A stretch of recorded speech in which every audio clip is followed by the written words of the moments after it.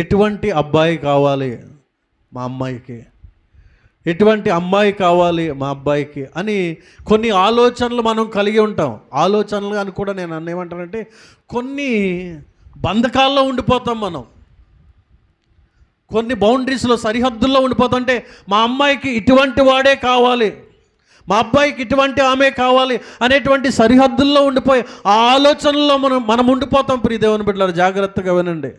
ఇక్కడ చెప్తున్నటువంటి మాట, నరుని హృదయంలో అనేక ఆలోచనలు పుట్టును. మా అమ్మాయికి పలానా వ్యక్తి అయితే బాగుంటాడేమో, మా అమ్మాయికి పలానా ఉద్యోగం చేసేవాడు బాగుంటాడేమో, పలానా వ్యాపారం చేసేవాడు బాగుంటాడేమో, ఇంత ఆస్తున్నవాడు బాగుంటాడేమో, ఇంత అంతస్తున్నవాడు బాగుంటాడేమో, మా అబ్బాయికి పలానా అమ్మాయి అయితే బాగుంటుందేమో అనేటువంటి అనేక ఆలోచనలు మనం కలిగి ఉంటాం. కానీ దేవుని వాక్యం చెప్తుంది, యెహోవా